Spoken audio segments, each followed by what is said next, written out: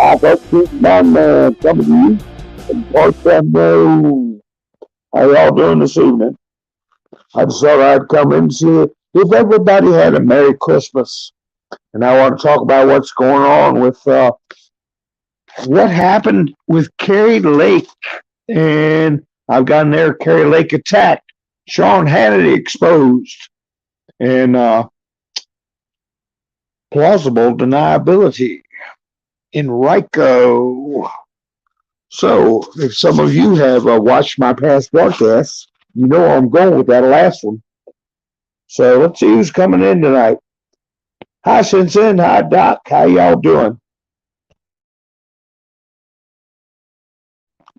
I hope Santa Claus got you everything you wanted. And I hope the volume's coming in good. Yeah, we're on tonight. Hi, Wanda. How you doing? We're on tonight. We might as well talk a little bit about what's going on.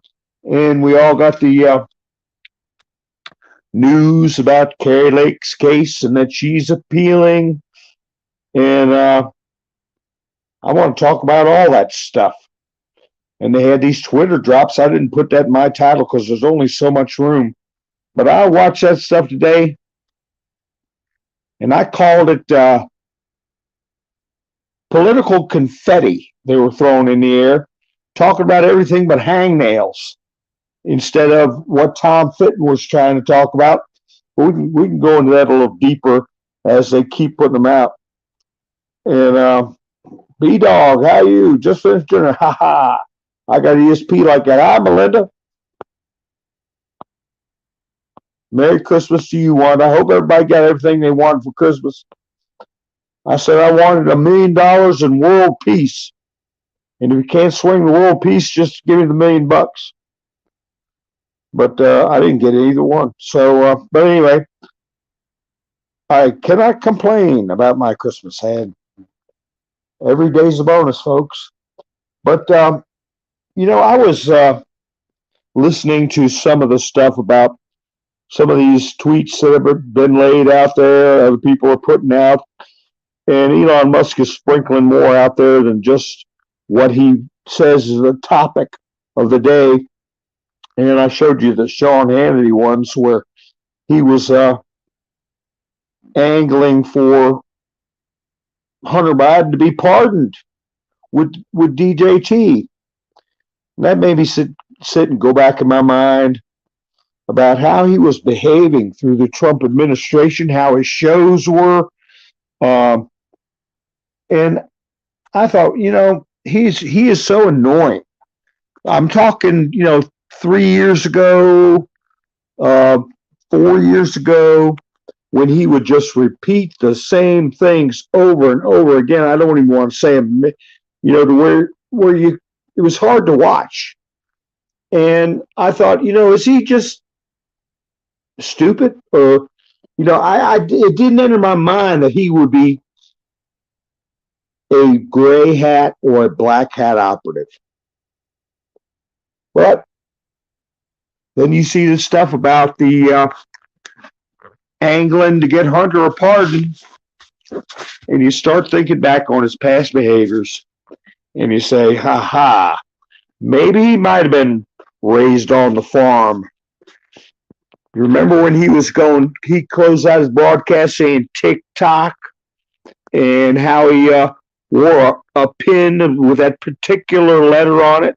Hi, Wicked Trillium, how you doing? Mike, how you doing? He'd have that letter, a silver pin, and we're all going, yeah. But then he would get into the repeating, blah, blah, blah. He'd say the same phrases every night, 6 or 7, 8, 9 words over and over and over and over again. And it didn't have a good look. I'll put it that way. And now I'm starting to think that was purposeful.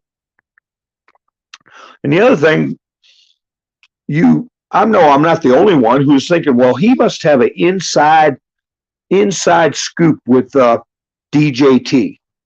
So that's confirming the tick-tock and the wearing the pin with the letter. And then you start thinking, though, about he had a couple of interviews with Donald Trump. And I remember one in particular with Sean Hannity, and Trump had a number of interviews outside in the Rose Garden, presumably. And did you all notice that every time Trump was out there being interviewed, there would be a siren going off? I mean, annoying.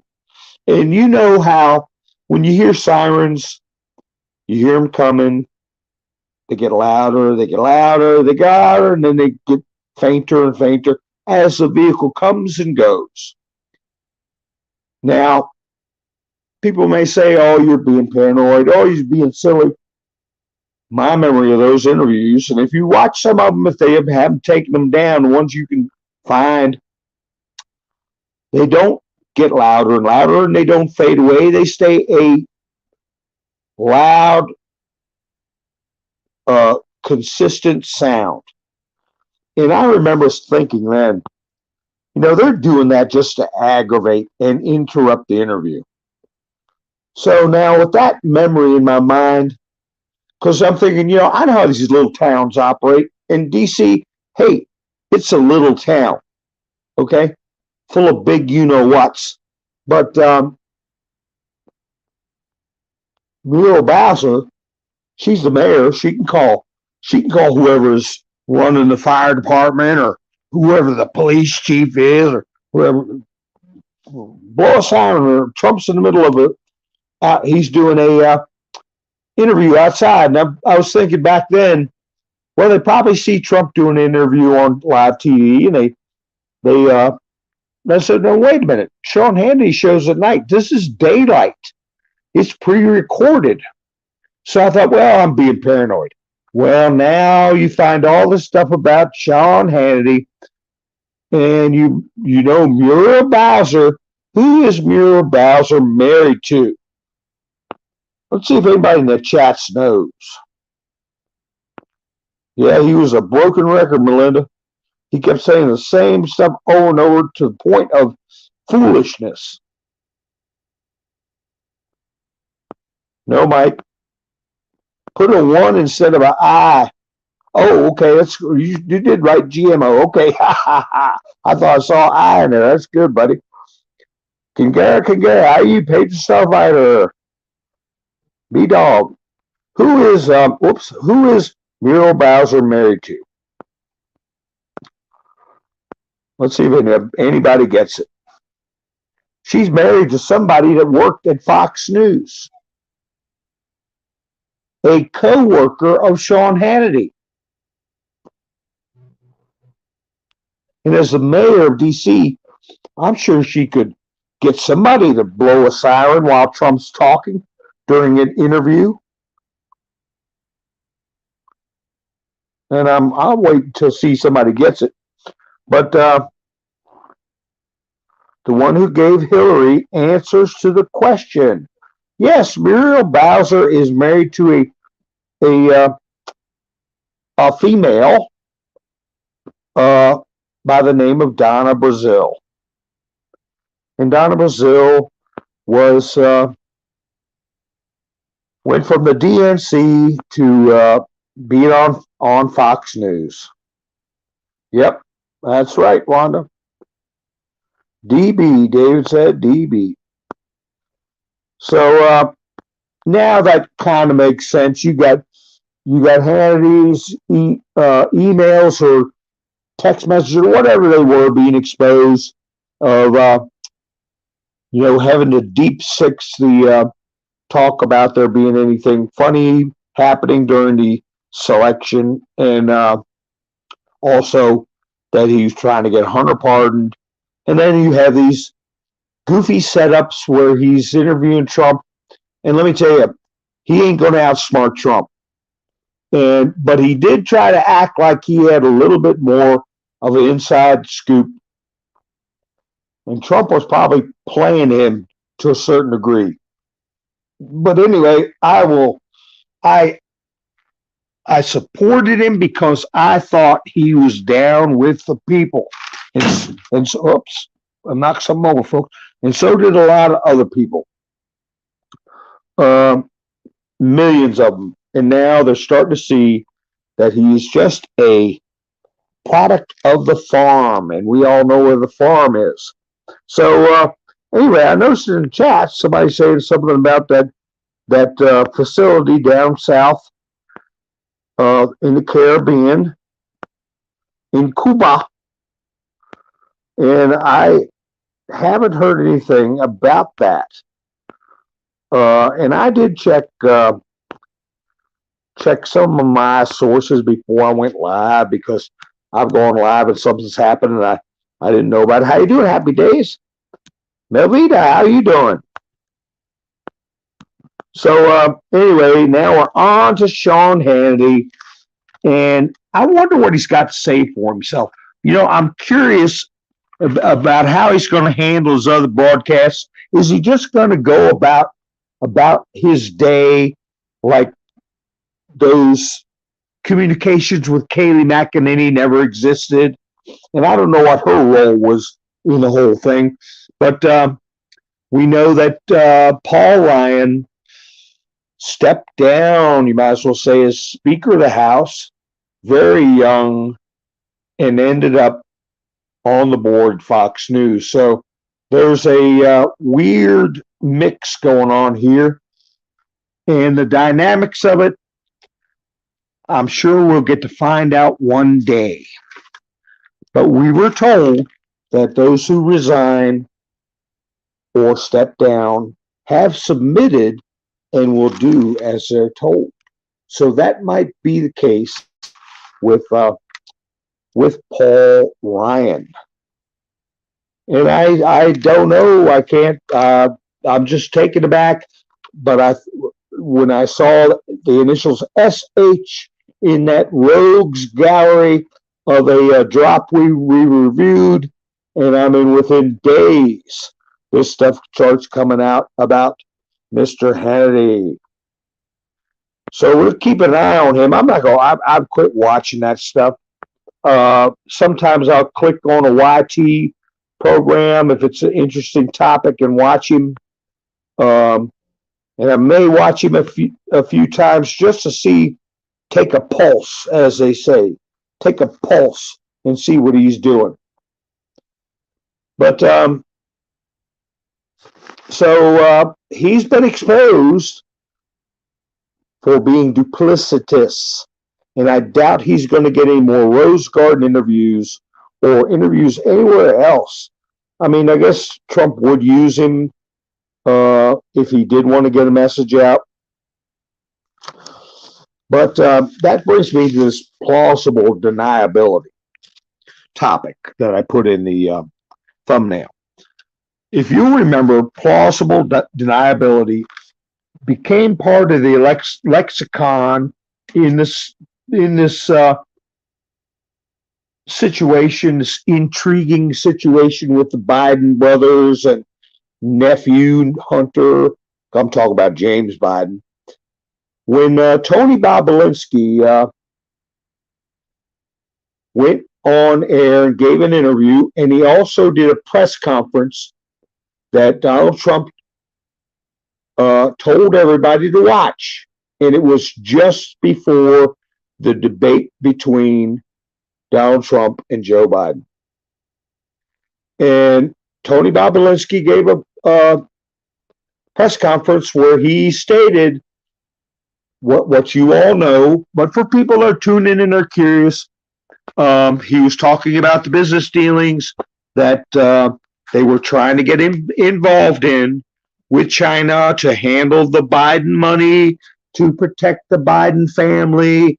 And he met with the big guy, Joe, all this stuff. And he also disclosed, Tony Bobulinski disclosed, that he had the highest clearance, active clearance, the highest level you can get in the U.S. military And he said what that clearance was, and it's that letter we can't say right after P and right before R.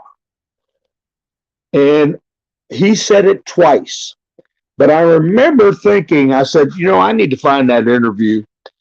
And I was looking through Sean Hannity interviews because I just presumed the interview was done with Sean Hannity, because in my mind he was 100% supported Trump and wearing the pin and saying TikTok and all that stuff.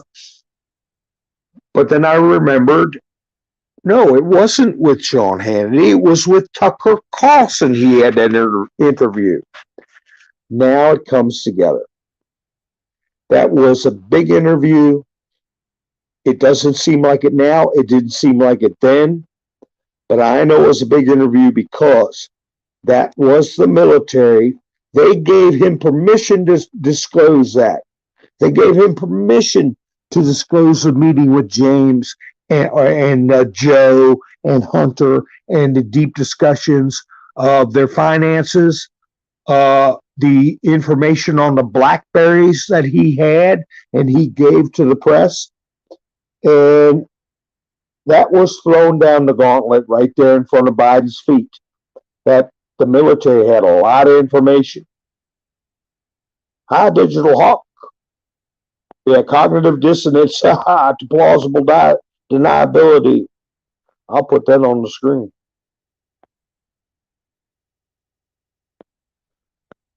You don't think Debbie says not Biden? No, I don't know. It was a weird looking mess, wasn't it? It had black eyes. Hello, Mr. Kimberly, how you doing?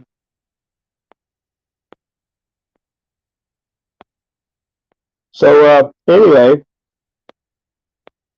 that is an interesting interview with Tucker Carlson. But now I could see if Sean Hannity was tight with the situation, he would have got that interview. That's a historic interview, and it went to Tucker Carlson, not Sean Hannity. Now it's all coming together. So anyway, Sean will never look at you the same again after all this stuff. But Tony Bobolinsky said, I was listening to them talking about the money, the amounts of money, how they're getting the money and taking notes, and they were sending me paperwork. And he said, I was astounded. He said, because I know if I get anything over, I think he said $25, I have to fill out paperwork. I have to justify it. I have to put it in the file. I have to document everything. And he said, he looked at Joe Biden's brother, James, and he said, how do you guys handle this? Aren't you worried about all this money and how you're getting this money? And the brother James said, it's simple, plausible deniability. And you take that concept, it's being spread around, and it's been spread around. The same concept is used, in my mind, by this judge who was sitting there able to hear that people changed from image from 19 to fit on a 20-inch piece of paper, all that's in defiance of law on the day everything was happening. He heard Heather Honey say, hey, they were bringing them in purses and boxes. Heard all this evidence, 290,000 ballots, I believe it was, nobody having any idea how many went in that building and how many came out. He heard all that. He heard strict evidence that these things occurred. How 20 some thousand ballots, oops, I said the word, my goodness, 20 some thousand pieces of paper popped up out of the ground. Nobody knew where they came from. And he knew the margin was only 17,000. That was the entire margin out of 2 point, I don't know how many million. Less than 0.5%. But what did he hang his hat on? He can plausibly deny, the attorneys for the county can plausibly deny that there was strict proof of intentional. Anybody did anything intentional. That's what they're saying. Or that nobody put up absolute proof that what problems they did have was enough to change the outcome. But they can't deny the things that I just enumerated and more that was shown to the court. So this business of plausible deniability, I was going to tie it in with the other thing that they use. They have different terms for it. It's called sometimes qualified immunity. Sometimes it's called sovereign immunity. That's what Nancy Pelosi calls it. Where they can do all these things, get in these situations, cause these situations, all the things I talked about in the other video, frustrate, aggravate, intimidate, excoriate, do all that stuff, but they have a high degree of immunity. Like Adam Schiff can say all the things he said that were proven to be false about the President of the United States because he's on the floor of the Congress. He's got some manner, whatever name they want, of immunity. Where's that in the Constitution? That was a construct made up by a court of this elevated immunity by one group of people to another. So they take it a step farther, where they announce that they are seeking sanctions. They filed the paperwork one day before the deadline, I think it was today, to sanction Kari Lake and the attorneys. They had threatened to do that, but they actually filed the paperwork today. I think they want $38,000 in recompense for the county's time, like they really give a rat's behind about the county's time and how much it costs. And also they want the attorneys that participated in the case to be punished. And I wouldn't be surprised if they tried to take their law license. So you couple that with the judge who threw out in Florida, Donald Trump's lawsuit against Hillary Clinton and the FBI. Not only did he throw it out, but he is also sanctioning Trump's attorneys.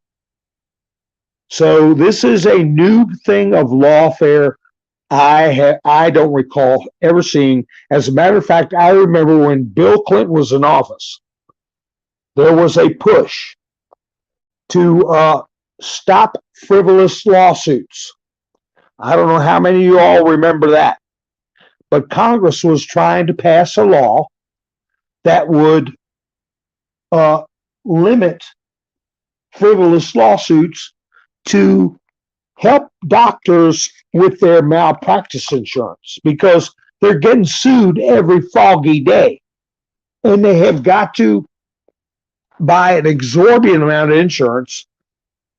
And they figured, well, we have some mechanism for truly frivolous lawsuits to be either expeditiously disposed with, or people who abuse the process to have to pay the attorney's fees, some kind of way to stem the frivolous lawsuits. And Bill Clinton was against it, and he said, I will never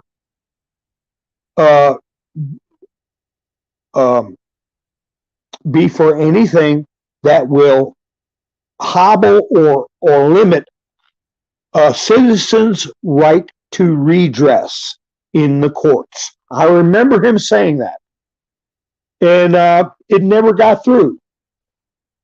Hi, Donna. Hi, Nikki. How y'all doing? So, okay, when Bill Clinton was in office, he didn't want to do anything to punish people as far as lawsuits, if they're frivolous or not, because he felt everyone had a right to redress. But now here we are. We've got Donald Trump's attorneys being sanctioned and punished. We've got Kari Lake and her staff and her attorneys are being attacked with this motion by the government, the state government. And it's all being entertained by the courts, or put in motion by the courts. Now, I discussed how Judge Sullivan did a thing called the Brady Rule. And I'll go over that some other time, but Sullivan was the one who was dealing with Michael Flynn and causing Michael Flynn a lot of hardship. In other words, the Brady Rule, if prosecutors make a mistake or intentionally hide evidence, or which any other citizen does that, it is called obstruction of justice or tampering with evidence. But no, they make their own rules for themselves. The Brady Rule, that they can be get a nasty letter in their file, or the person they did that to can get a new trial automatically, but no punishments. So they cover their bases with this stupid Brady Rule, but everybody else under the sun, they can just go ahead and threaten and menace and punish when they feel they step out of line. So these are all things that are going to have to be looked at, as well as the entire Bar Association, as far as I'm concerned, because who is going to have a voice in these sanctions? The Bar Association. I'm just reading this chat here.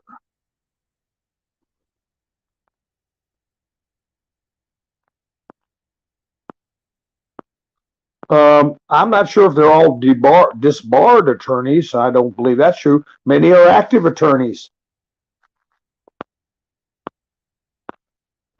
I don't know. It's a very small percentage of people involved in government that in elected positions that don't have a law degree.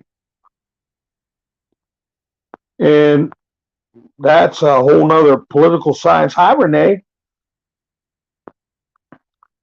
Oklahoma, where the wind comes sweeping down the trail. But anyway, so when have you ever seen a dispute or an argument or a court case end up with the attorneys being in jeopardy of losing their license for conducting their work for their clients? And now we see that's happening. Well, I see what you're saying there, Mike, the royalty, because of what Eggman was saying. But the thing is that even in the Bar Association, it's worse than that. And this is where RICO comes in. Racketeering, Influence, and Corrupt Organizations Act. The attorneys for Trump and the attorneys for Kari Lake They're not the royalty, although they're members of the bar, but they have a different political philosophy. And they are attempting to unravel corruption. And they're being punished by many of the people I feel will be found to be complicit. And this strategy appears to have been talked about and gone over and agreed upon. What am I talking about? I'm talking about going after attorneys that will fight for conservatives. In other words, colluding with each other to take the opposition and put them in a place of where they can lose their licenses. If that's proven to be for corrupt purposes, RICO would kick in. This would be a RICO case involving these people that are taking these steps. And if it is as a result of foreign influence or for the benefit of a foreign power, then we're in a whole nother ballpark, baby. I have a drink of my coffee. But anyway, so does that make sense to you all? Let's see.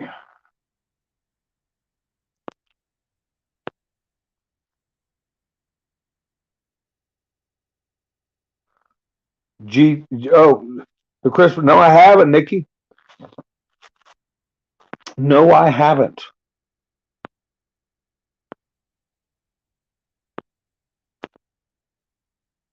I want to flesh that out a little bit. I want to get some more information on that because there's been a number.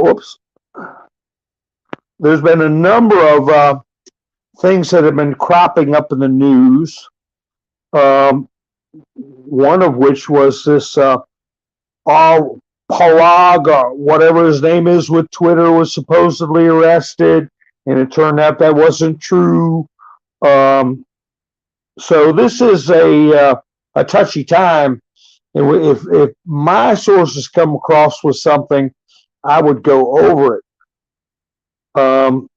And I did talk about the situation in Germany that Louis Gohmert talked about and that I saw footage of, and that was back a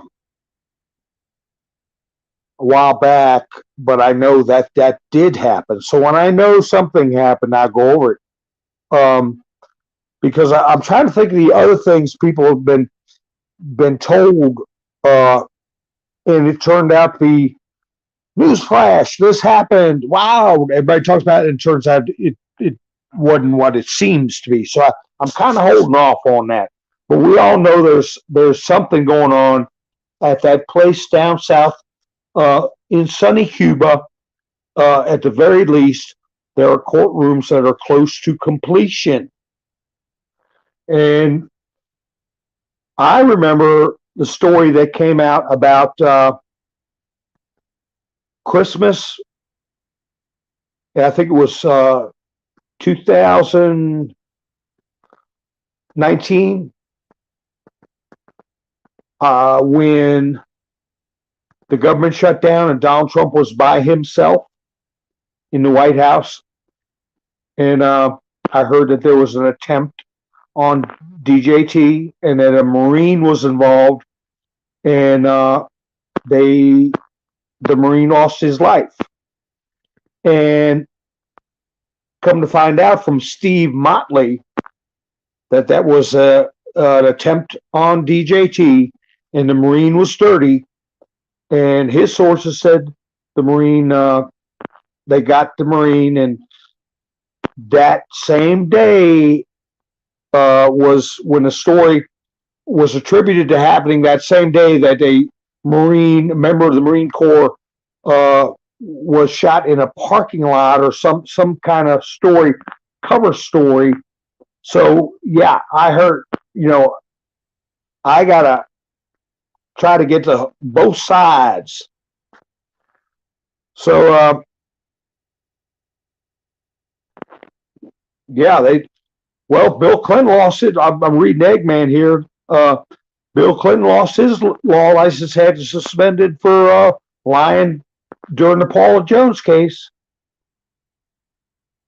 I'm just being quiet because I'm looking at some of the chats, folks. That's right, Lori. The defrocked priest. I had an article, I don't know, probably 2 shows ago, I think. He's accused of blasphemy because he was calling out the DEEP and then state. Okay? And that, unbelievable. Their Christianity is being attacked, and it's just that simple, folks. So, this plausible deniability, these judges can hang their hats on denying that they're part of a any corrupt practices by minutia in the law. And just like the Bidens are relying on minutia in the law while they commit these huge financial I don't know, missteps, they'll say, or misunderstandings, or dealing with foreign powers and not disclosing it. They find one little thing in the law where they say, okay, just like with the judges, you found all these things, hundreds of thousands of pieces of paper where nobody knows anything about them, but you can't prove that it changed the election. You can't prove that it was enough. Any little thing they're hanging their hat on.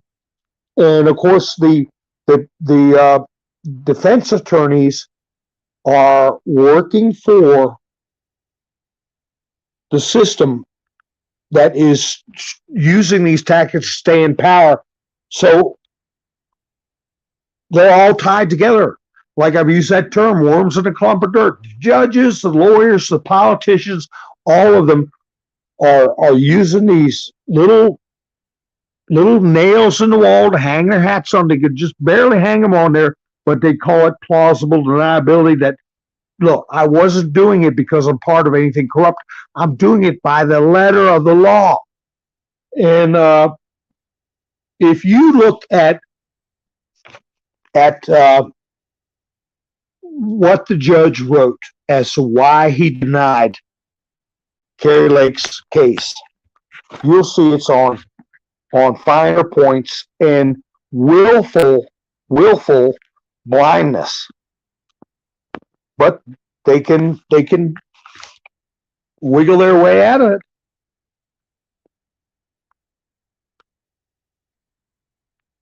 So anyway, that's the thing. You've had Sidney Powell. They put her law license on ice. They're trying to take Rudy Giuliani's law license.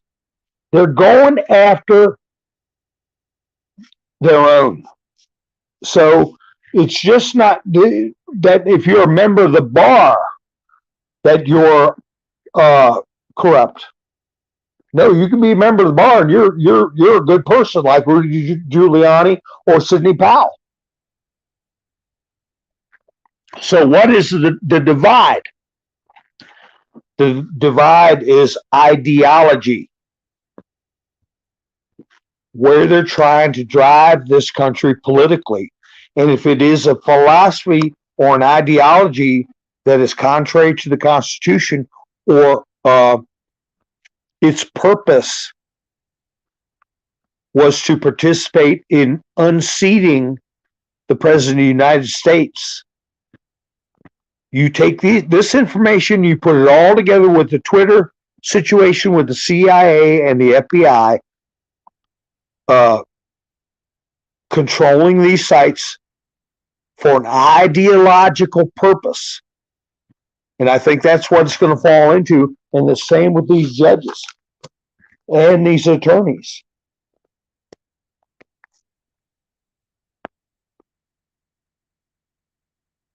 Let me see. Yeah, we got to check into that, Nikki, and see what it's all about.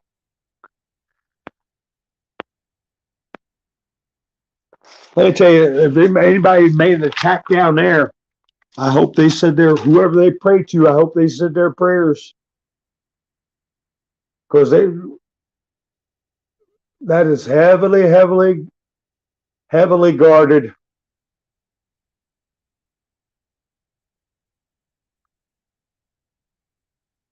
So anyway, this thing with Parag, because we're going on stories like that, they put out the story that he had some kind of images on his computer that had to do with young ones and everything like that. And he actually played into it. You know, he was acting like, I guess, trying to make it a story to be discredited or something like that. So you got to watch. These operatives are really well trained. And is it to draw fire away from that Yoel guy? Now, Yoel was called out by Donald Trump himself.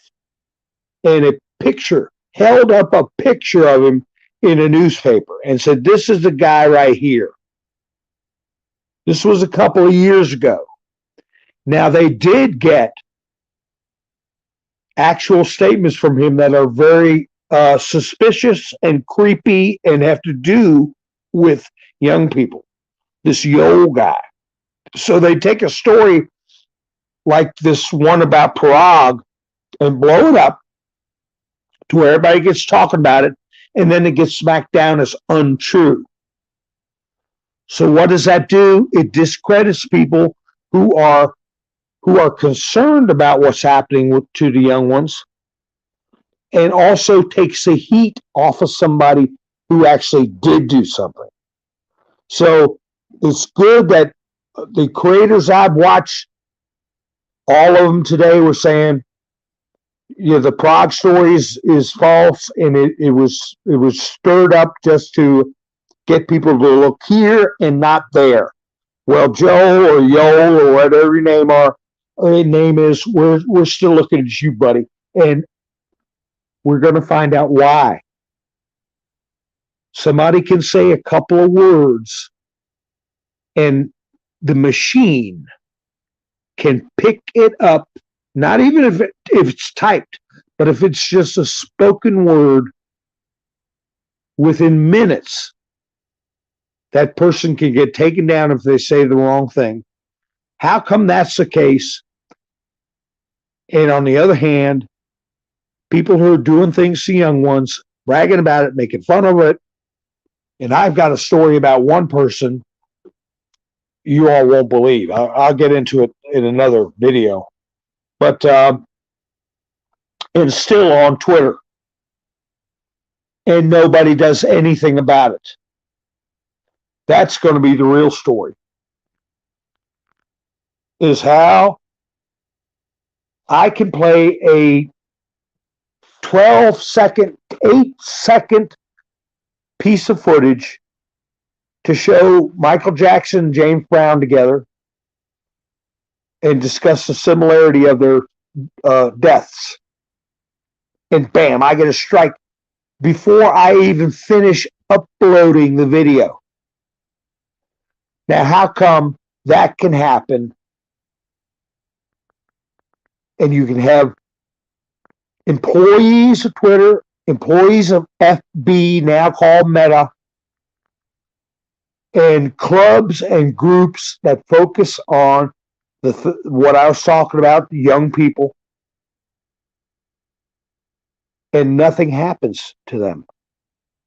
That's going to be the big story, and why that's the case. Lawful speech can be shut down like flicking a switch, but criminal activity is ignored.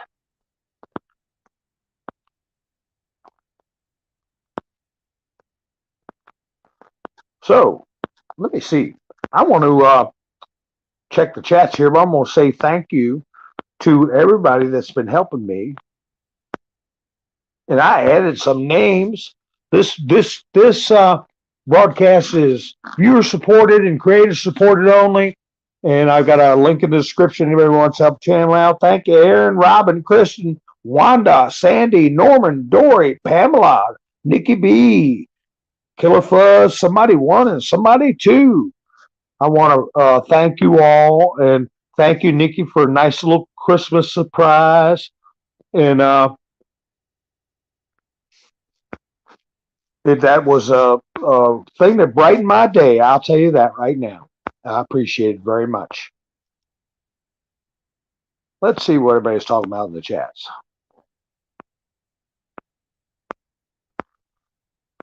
So anyway, yes, Nikki said, please hit the thumbs up, like, share, and subscribe. And leaving the comments and in the hard comments afterwards. You know, you can rewatch the chats after the video's been published for, I think, the next day. The chats upload. So if you say, oh, I missed something I want to check on, you can go over the chats. Or if you're tuning in and didn't get to watch the live stream, you can review the chats after it's been uploaded for I don't know how many hours. So anyway, let's see. Just see what everybody's talking about.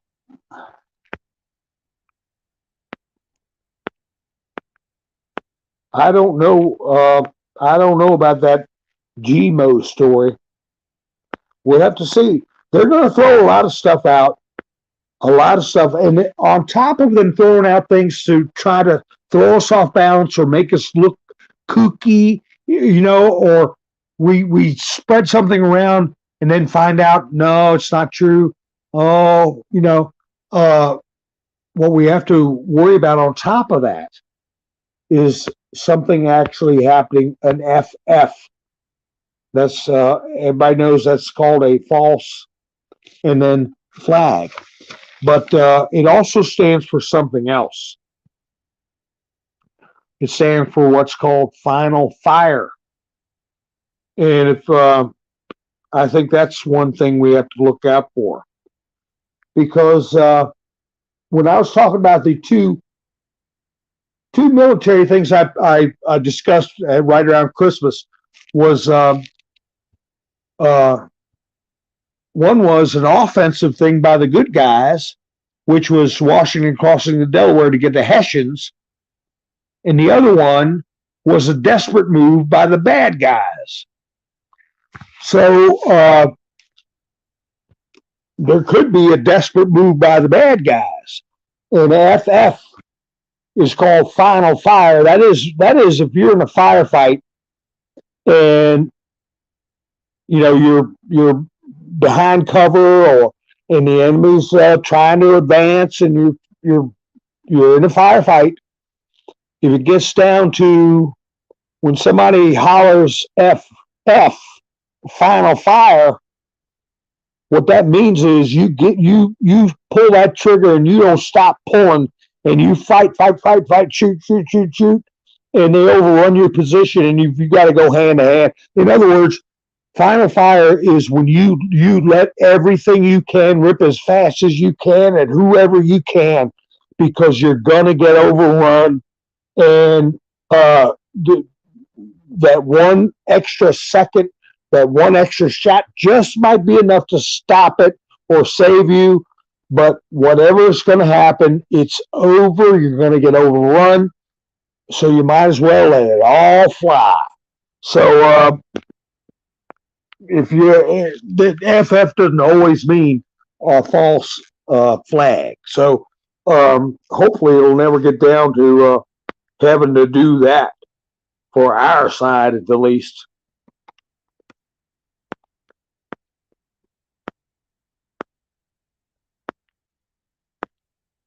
So yeah, at least 24 hours. Debbie said a 5-second rule for drop food, 48-hour rule for any storage. Yeah, I go with, I don't know if it'd be 48, but yeah, we do need to take a minute and check it out.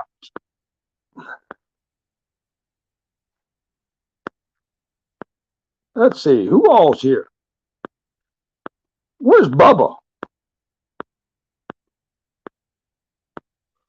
He was having rolling power outages.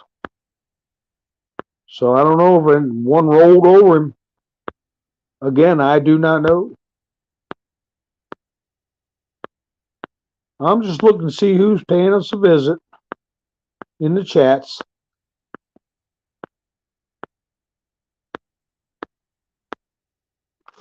So anyway, I was talking to a friend of mine, and they were saying they, starting to get curious about all this stuff, all this criminality that's starting to surface, bubble up, all this, the island, there's so much. And then people start putting it together. And I remember videos on YT. I can tell people to look up for themselves. They don't got to believe me. And this one friend, I was saying, you remember the cartoon called Doonesbury? He said, oh, yeah, sure. I don't know how many of y'all remember Doonesbury. It was in the Sunday paper. And they had one character. He had one character that had sunglasses and a fishing hat. And that was a depiction of Hunter S. Thompson. And my friend was saying, talking about, all the money, all the BIOLABS, and this person never usually talked about stuff like that. And then I started saying, yeah, and the kids that are being passed around. And we breached the possibility of there being something very sinister tying it all together. I didn't push it on him. I just kind of throw in a little something. One of the things I threw in was I said, you remember the cartoon Doonesbury? He said, yeah, I remember. And I said, you remember that one character, this Hunter Thompson?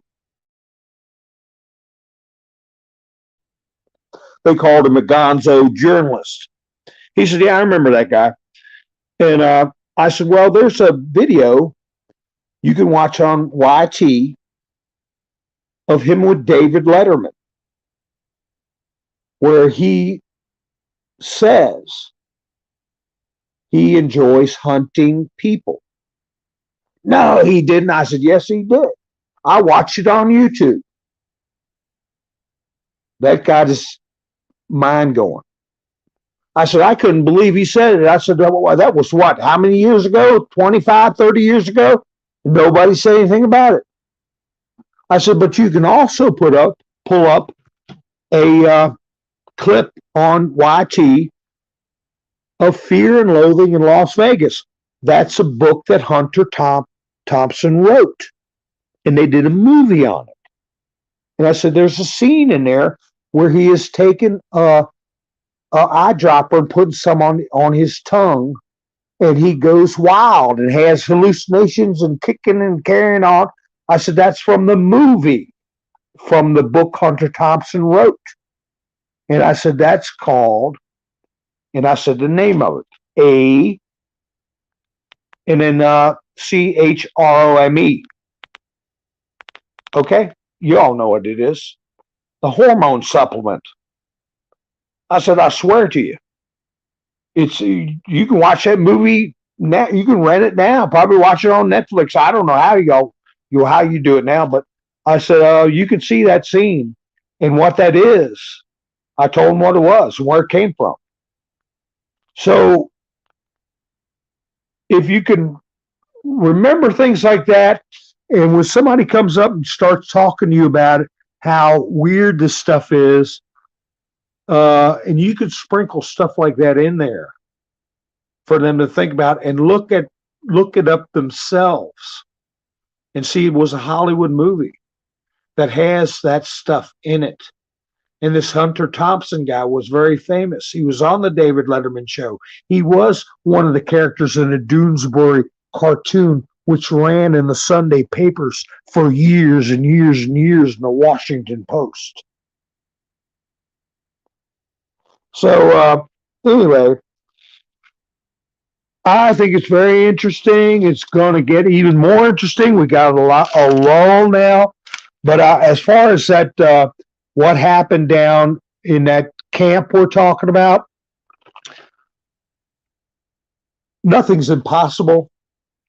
But to do some kind of assault on that facility, I just don't see it. I don't see, even there was one member of the service that went crazy, that could have happened, or maybe a couple of them that passed a security clearance that had a mental defect and worked together. Maybe something like that may have happened, but I can't see any organized attack. Yeah, black eye syndrome. That's right, Mike.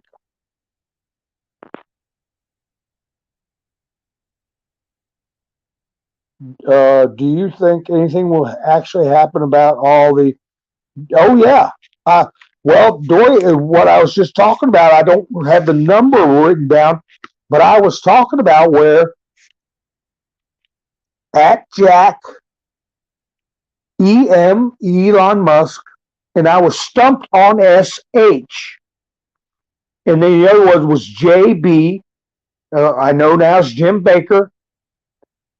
From 2018, all these initials were up at the very top. And the people in the chats said it was Sean Hannity. I said, oh, I thought he was a good guy. Sure enough, 72 hours later, all this stuff comes out about Sean Hannity. But we know this was a post from 2018, had Jack Dorsey, Elon Musk, Sean Hannity, Jim Baker, and MSM, mainstream media. And it was a warning to them, and they were all a rogues gallery lined up there. And here the same characters are. Jim Baker got walked out of Twitter headquarters. He got, how did Elon Musk put it? He got exited, okay? And then we got Sean Hannity being outed, and you got Jack Dorsey's on the hot seat for lying to Congress. Now he's the one that came out and admitted. He's the one that said, hey, we were bullied. I was bullied out of that company by intelligence services. Jack Dorsey said that. And then you've got the MSM all putting out the same garbage early in the morning by 6 o'clock in the morning when their shows go on. Every news agency, every little satellite station around the country says the same things verbatim. Where are they getting these talking points? And now we're finding out that is our intelligence services that are paying to have a certain message molded and tailored to, and I don't use the word GROOM anymore. I say cultivate. They're trying to cultivate a message. Do you look at how much cultivating they're doing? Cultivating young kids, cultivating all these news stations, cultivating all these social media sites. They're pulling out what they think is weeds and cultivating their message. And if it's a message for, as I said before, a foreign power, or an alien ideology. We're outside, in my mind, outside of civilian law. We're looking at military law. Plausible deniability ain't gonna cut it. And the Racketeering, Influence, and Corrupt Organization Act will take center stage as far as how to tie the threads together. And we will be seeing at some point, and I don't know when it will be, we'll be seeing prosecutions. This big club that we ain't in, it's just another same suit, different bow tie for mafia.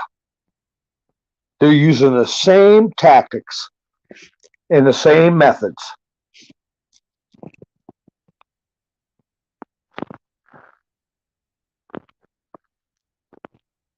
So anyway, folks, I guess I'll watch Sean Hannity and see how he behaves now that he's been outed as a little drummer boy for the C.I.A.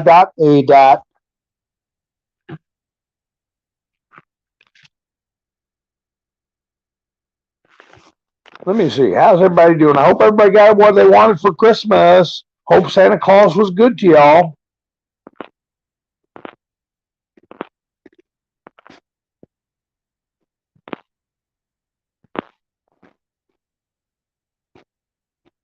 I'm just reading. Debbie says, yeah, finally gets out. When the truth finally gets out about certain things, people will wake up. Well, whoops.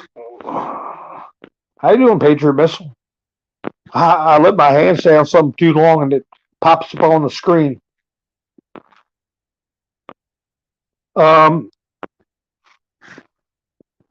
Yeah, mainstream media is the first one that's gotta fall. The first big column or support beam that's gotta fall. I think we are going to get a whole new governor. We're going to get a whole new republic.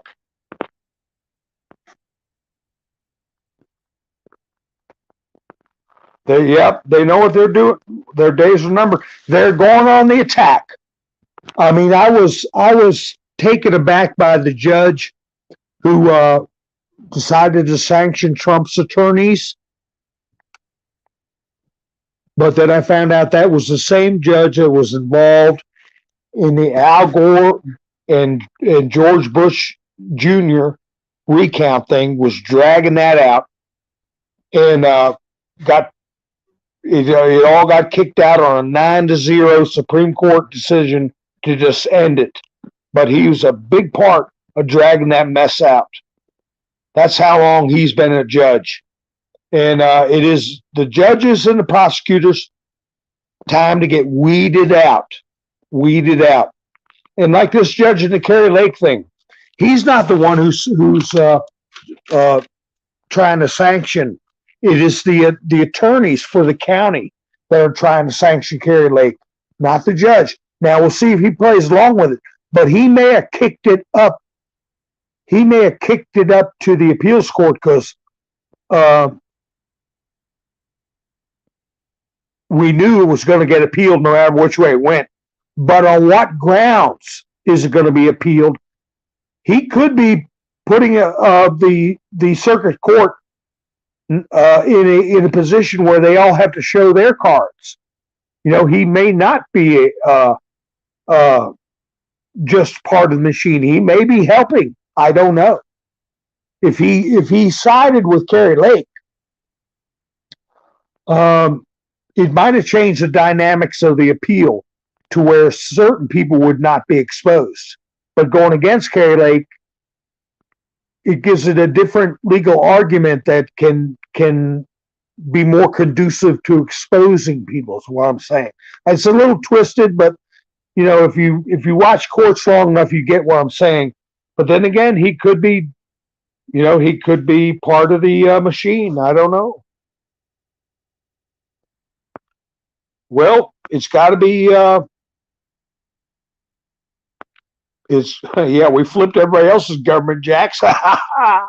Well, they tried there in Peru. And as far as I know, that pink revolution president that was they tried to put in there, the communists tried to put in there, he's still sitting in jail. And the other thing, I talked about down in Brazil, but I gotta be careful. I talk about that name without Donna in front of it. It's the name of a country. You can't even talk about that. And the Times, called Brazil, Times, had been taken down off Truth and then Social. It's been taken down. So there is a blackout on news, and that is very close. That's January 1st is when the office is supposed to change hands. So what are we looking at? 6 days? Something's going to happen. And we're not hearing anything. Hi, Lucy. There's 2 Debbies. We might have 3. But anyway, folks, that's the thing we're going to keep an eye on. Gosh, what if we got the new Congress coming in January 3rd? We've got Brazil coming in the first. The clock is ticking, and I tell you, anything can happen. So yeah, this business, people throw things out there, we don't know where they're coming from, because if the 3-letter agencies have a back portal, that there's no if to it. They did have a back portal in Twitter, and they were taking down people's posts. If they can do that, they can also create their own posts, not just take down people's. They can create their own and play mind games and get people talking in a irrational way or believing things that are not real. So we got to look with discernment, because they're going to be trying to come up with stuff.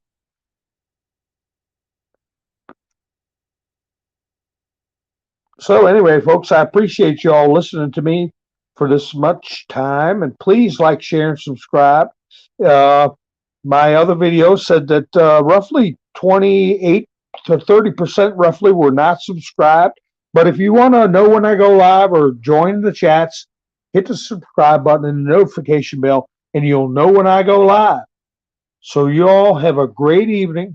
I appreciate you all spending your time with me, and I will be seeing you soon. This is Mountain Man, over and out.